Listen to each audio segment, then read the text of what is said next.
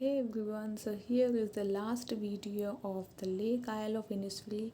You can see in this video जो first image आपको shown हो रही है आपकी स्क्रीन्स पर, उसी में आप देख लीजिए कि पोएट की जो इमेजिनेशन है लेक आइल ऑफ इनिसफिल की वो कुछ इस तरह की है। नेचुरल प्लेस टाइप ऑफ चीज़ मतलब उन्होंने इमेजिन किया है इस तरह का कुछ। लेट्स सी कंटेंट में आज क्या क्या देखेंगे। So will be seeing about poet, his quote, stanza 3 and इसका एक्सप्लेनेशन। क्योंकि पोएम छोटी सी है, 2 स्टेंजाज ऑलरेडी मैं एक्सप्लेन कर चुकी हूँ। नेक्स्ट, विलियम बटलर येस्ट। Fascinated by the Ireland of the centuries past, Yeast wrote poems about Irish history and figures of Celtic mythology। तो फैसिनेटेड मतलब क्या, किसी चीज़ से अट्रैक्ट होना। तो किस चीज़ से अट्रैक्टेड थे विलियम बटलर येस्ट? वो थे आयरलैंड के पास्ट से, जिसमें उन्होंने आयरिश हिस्ट्री के बारे में बताया है, फिगर्स ऑफ सेल्टिक माइथोलॉजी के बारे में बताया है, including to the rose upon the rood of time, इसमें ये इंक्लूडेड है, and to Ireland in the coming times, and the song of wandering Angus. These poems in particular engage in legends and folklore while evoking traditional। देखते हैं कि इनका coat क्या है famous. तो life is a long preparation for something that never happens. बहुत ही अच्छा brilliant coat है जो विलियम बटलर येट्स ने लिखा है कि लाइफ एक ऐसी लॉन्ग प्रिपरेशन है फॉर समथिंग, कुछ ऐसी चीज़ के लिए दैट नेवर हैपन्स। आप लोग हमेशा ज़िंदगी में कुछ ना कुछ ऐसी चीज़ों के प्रिपरेशंस कर रहे होते हो जो कभी भी नहीं होगी। फॉर एग्ज़ाम्पल, कई मैक्सिमम बच्चे ऐसे होते हैं जिन्हें कहीं ना कहीं उनके बैक ऑफ द माइंड ये बात पता है कि मैं इस प्रिपरेशन को कर तो रही हूँ या कर रहा हूँ, लेकिन ये मुझसे एग्ज़ाम क्रैक नहीं होने वाला, या मुझे ये चीज़ करना नहीं है, but just because of the pressure of society, जिसमें उनका ऐसा नहीं कि सोसाइटी वाले आके बोल रहे हैं, ये पेरेंट्स ने बोला हुआ है, लेकिन जस्ट अपनी एक डिग्निटी मेंटेन करने के लिए लोग कर रहे होते हैं। तो वो वाली चीज़, ऐसी लॉन्ग प्रिपरेशन आप कर रहे हो जो कि कभी होगी ही नहीं, तो ऐसी चीज़ों में इन्वॉल्व होना क्यों है। मतलब बहुत अच्छा कोट दिया है यहाँ पे विलियम बटलर येट्स ने, इसको आप प्लीज़ अपने लाइफ में इम्प्लीमेंट करें, बिकॉज कई बार हम ना बहुत लॉन्ग लॉन्ग प्रिपरेशंस के चक्कर में बहुत अच्छे पल गंवा देते हैं लाइफ के। So that will not do. Next, अब इसका स्टेंजा 3 देख लीजिए। स्टेंजा 3 में क्या है? I will arise and go now for always night and day, I hear lake water lapping with low sounds by the shore, while I stand on the roadway or on the pavement grey, I hear in the deep heart's core। इसके पहले वैसे मैंने 2 stanzas explain किए हैं in the previous video, so you can go and watch that first. अब देखते हैं stanza 3 का एक्सप्लेनेशन क्या है। Let's see. So it is at this point in the poem that the speaker shakes himself out of his daydream। अब ये वो time है पोएट का जिसमें वो अपने आप को उस डे ड्रीम से बाहर निकालते हैं। क्योंकि हमें, आप देखो, हम थोड़ी देर के लिए डे ड्रीम हर कोई देखता है दिन में। हम क्या, जैसे आपने देखा होगा, कुछ लोग होते हैं जैसे बैठे बैठे कुछ ना कुछ ख्यालों में खो जाते हैं, फिर उनके सामने ऐसे चुटकी बजाओ या उनको ऐसा थोड़ा सा इशारा दो तो उनको ध्यान आता है कि अच्छा, oh I am in the reality now. तो इसका मतलब क्या कि वो ना कुछ थोड़े टाइम के लिए अपने किसी न किसी डे ड्रीम में चले गए हैं। अब वो किसी ह्यूमन बीइंग से रिलेटेड भी हो सकता है, किसी प्लेस से रिलेटेड हो सकता है, whatever we think the whole day, it can be about anything.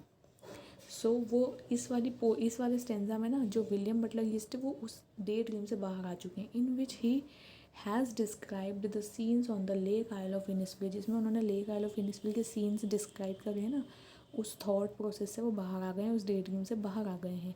And begins to address the real world, और फाइनली अब वो एक रियल वर्ल्ड, जो कि वास्तविक दुनिया है, उसको एड्रेस कर रहे हैं, उससे बात कर रहे हैं।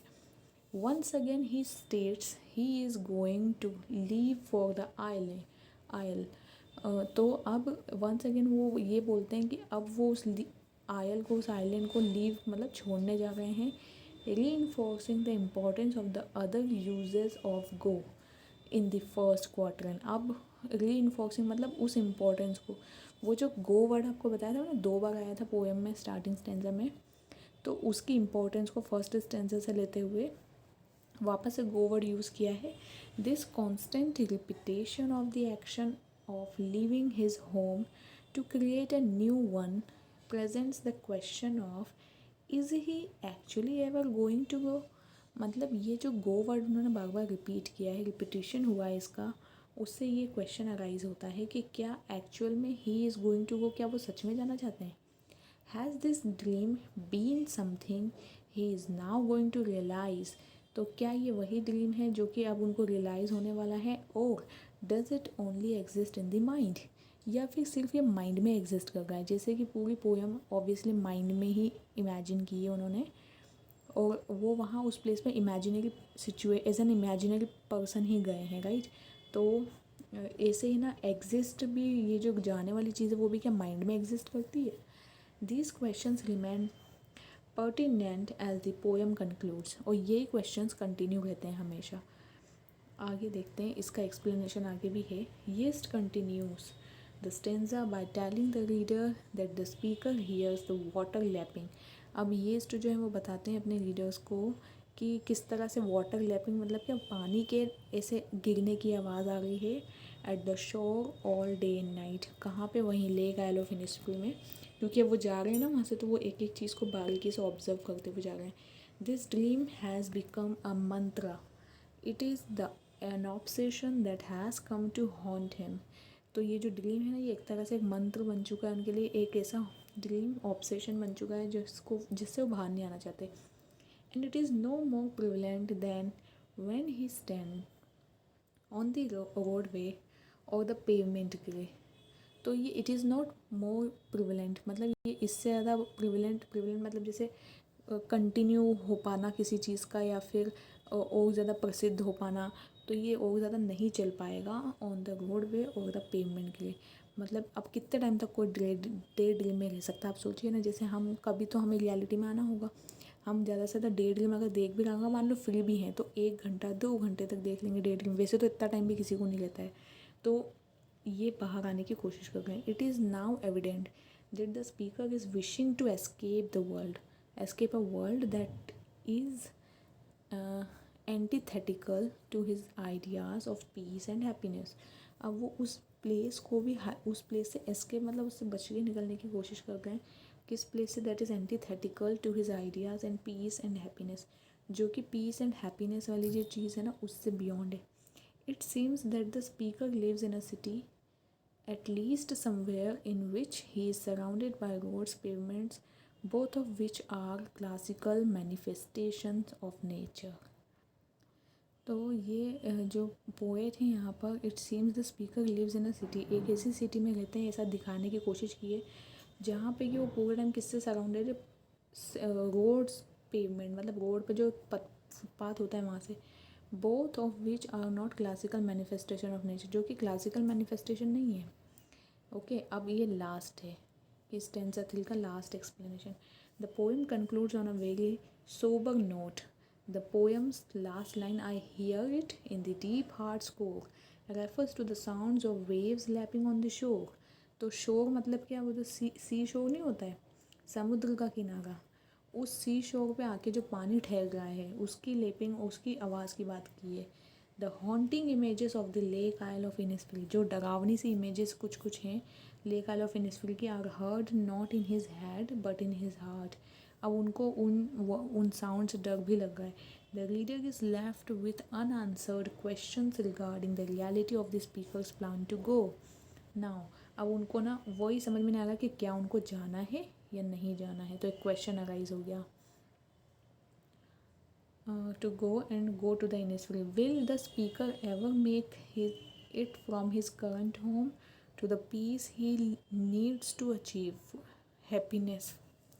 तो ये क्या वही प्लेस है जिसमें कि मतलब जिसको वो प्लेस जहाँ पे वो जाना चाहते हैं फ्रॉम द करंट होम, मतलब अपने खुद के घर को छोड़ के पीस अगर चाहिए उनको, तो क्या वो सच में इसी प्लेस पे आना चाहते हैं?